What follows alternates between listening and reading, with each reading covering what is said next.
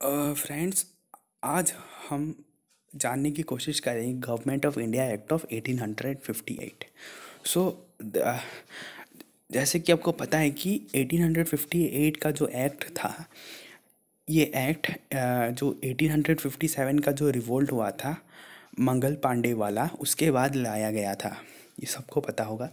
तो this significant act was enacted in the wake of the revolt of 1857। सो जैसे कि British government को पता चल गया था कि इंडियन इंडियन जो क्राउड है उसे सप्रेस करने के लिए ही ये एक्ट पास किया गया था। और इस एक्ट को first war of independence act या फिर सिपॉय म्यूटिनी एक्ट भी कहा जाता है।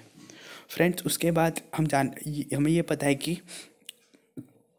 इसे ये पता होना चाहिए कि दिस एक्ट को the act of good governance या फिर act of good government of India भी कहा जाता है। द ट्रिक कैसे याद रखोगे? डबल जी मीन्स गौतम गंभीर और 1858, 8 और 8। सो देर आर टू एट्स और देर आर टू जीज। जी तो good governance, which act is called the act of good governance, अगर आपको पूछा जाए तो 1858 वाला एक्ट होगा। Abolish the east India company. और ये एक्ट क्या किया था? ईस्ट इंडिया कंपनी जो है उस एक्ट को हटा, जो जैसे कि ईस्ट इंडिया कंपनी मोनोपोली जैसे रूल किया करता था, तो ईस्ट इंडिया कंपनी, जैसे कि एग्जांपल दे रहा हूँ कि जैसे कि 1999 से क्रिकेट में 2011 तक 10 तक केवल ऑस्ट्रेलिया रूल किया करता था। 1997 1908 से लगभग 11 से 12 वर्ष केवल ऑस्ट्रेलिया ने रूल किया था इंडियन वर्ल्ड क्रिकेट को। इंडिया कभी जीत ही नहीं पाता था कोई भी क्रिकेट मैच। उसी तरह 1608 के बाद जब हॉकिंस और विलियम हॉकिंस और थॉमस रो जहांगीर के कोर्ट में जाते हैं, उसके बाद से 1600 से 1858 तक केवल ईस्ट इंडिया कंपनी का ही मोनोपोली चला करता था। उसके बाद दोस्तों तो ये एक्ट का ये चीज़ हुआ कि जो जो जो ये जो ईस्ट इंडिया कंपनी के पावर्स को काफ़ी कट कर दिया गया। आप कह सकते हो कि ऑलमोस्ट 95 to 100% उसकी जो पावर्स थी, 95 to 100% जो ईस्ट इंडिया कंपनी की पावर्स थी उसे कट कर दिया गया था।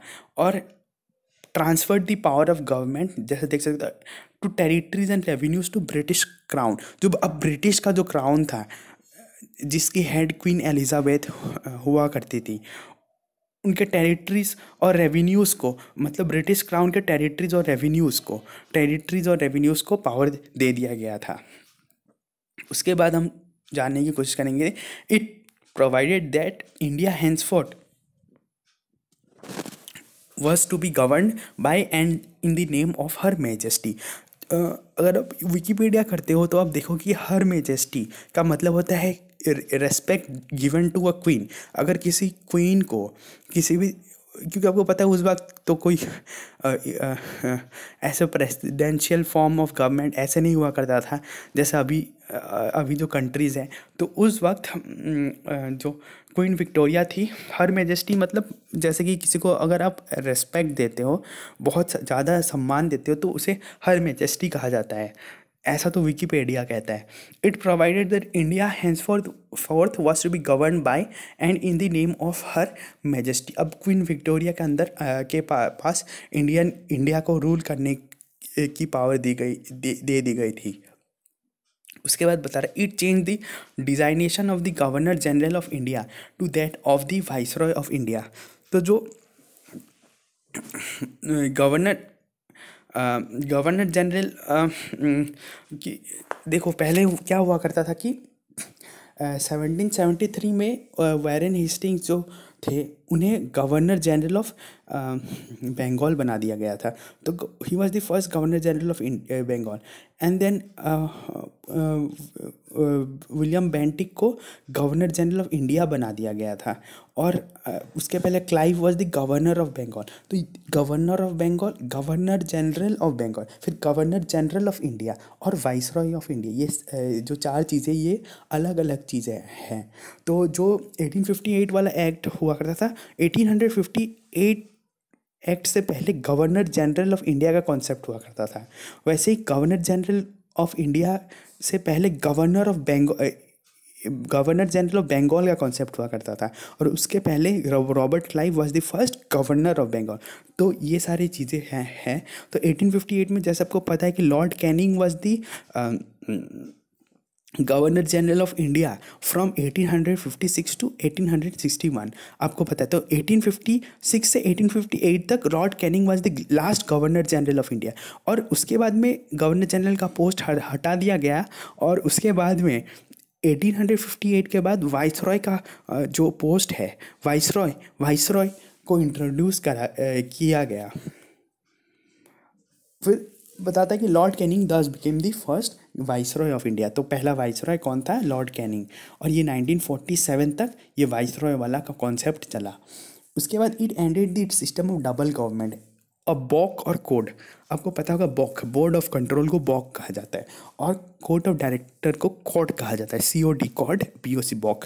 तो ये क्या किया, ये जो 1858 वाला जो एक्ट था, ये जो डबल गवर्नमेंट का कॉन्सेप्ट हुआ करता है, उसे डबल गवर्नमेंट का कंसेप्ट को हटा दिया गया।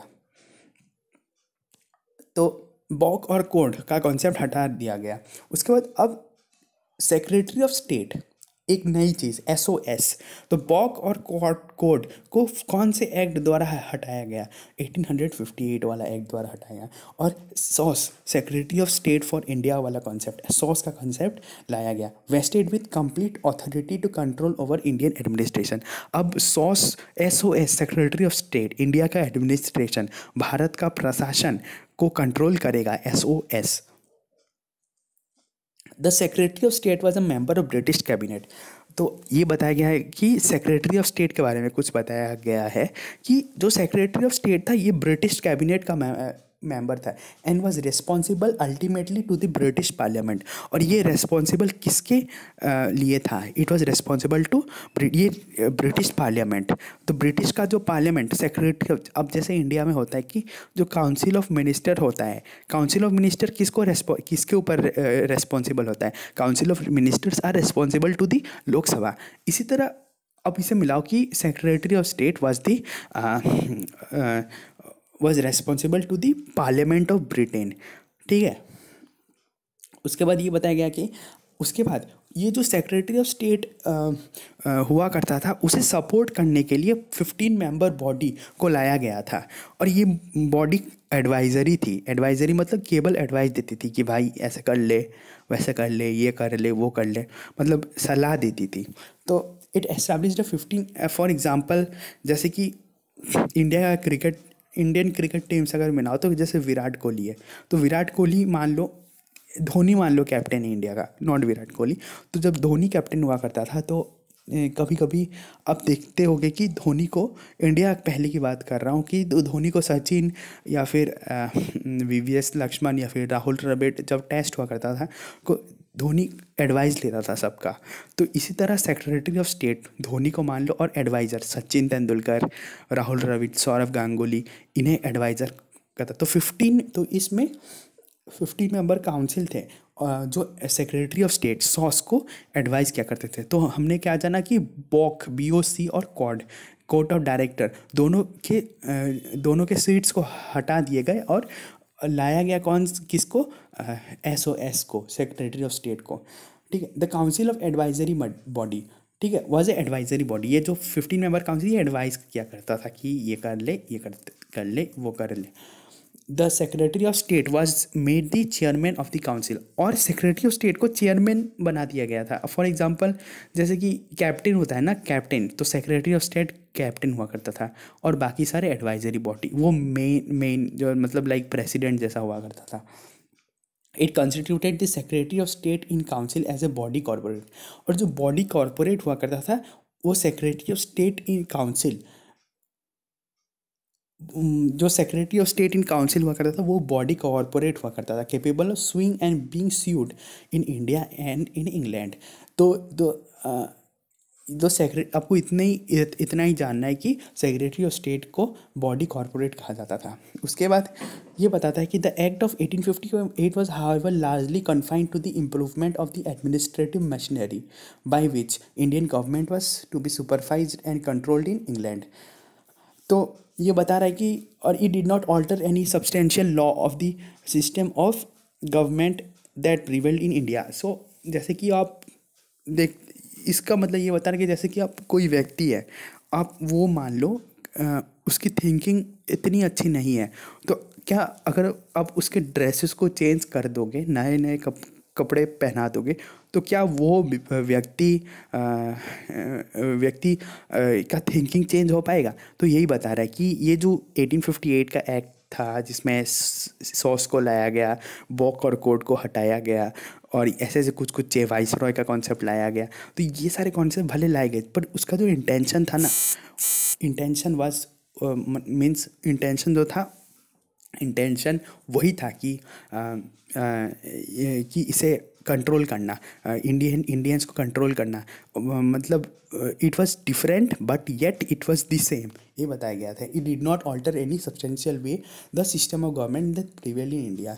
तो however largely confined to the improvement of the administrative machinery by which Indian government was basically 1858 जो लाया गया था एडमिनिस्ट्रेटिव मशीनरी यानी प्रशासन को कंट्रोल किया करता था। और लेकिन इसका जो अप्रोच था ना, बाकी जो पहले के जो एक्ट्स थे जैसे कि रेगुलेटिंग एक्ट, फिर चार्टर एक्ट जो 4 पास किए गए थे 1793, 1813 और 53, इस टाइप के एक्ट्स जो पास किए गए थे, इसका भी ये जो एक्ट था इसका भी जो नेचर हुआ करता था इट वाज ऑलमोस्ट सेम। सो ऐसे ब्रिटिशर्स शासन किया करते थे और बस एक एक्ट ला दिया गया था कि और to suppress the activities of people, बाकी तो सारा चीज़ आप देखोगे कि ऑलमोस्ट सेम था।